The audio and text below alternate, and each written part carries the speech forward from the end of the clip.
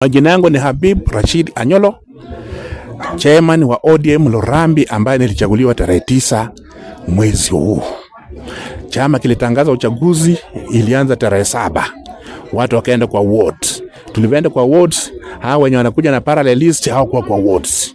Lakini walikuwa na listi zao zenye wametengenezea kwa mapera, kwa mahoteli. Sisi tulienda kwa wards tukachaguana. Tarehe 9 tukaamukia sehemu ambazo uchaguzi ndakane ifanyike. Tulikuwa tumeambiwa tuende Kakamega Social Hall. Wenzetu nao wakaenda approved. Na mtu anaitwa Luyundi ndio alikuwa haro. Akaenda akawatangazia ni washindi. Anakuja Social Hall kutudanganya uchaguzi ufanyike. Hao wenzetu wakaanza kumsukuma, huko na delegate list. Huko na nini, wanamupush, anarukia kwa pikipiki.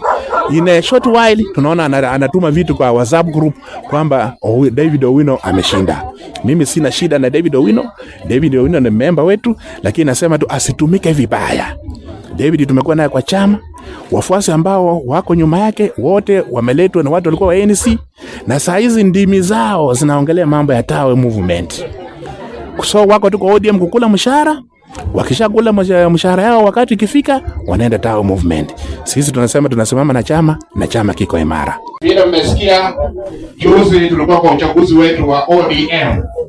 Tukaenda kwa sehemu ambazo inatakana tuchaguane bado. Na wengine wetu nao wakaenda kwa mapera. So mmesikia kwa radio mheshimiwa anasema haingilii mambo si Habibu ni na nini, mimi ndio Habibu. Kwa hivyo kuna proxy moja ndani ya ofisi ya mheshimiwa Kamara anaitwa Daniel Kadenge, mnamjua?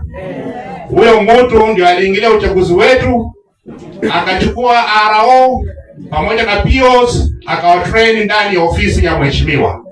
Nilikuwa nadhani mheshimiwa atakuwa hapa leo, tunamheshimu kwa kazi ambayo anafanyia watu wa Lurambi. Lakini huyo proxy ambaye anaitwa Kadenge hawajana naye atamharibia Lurambi.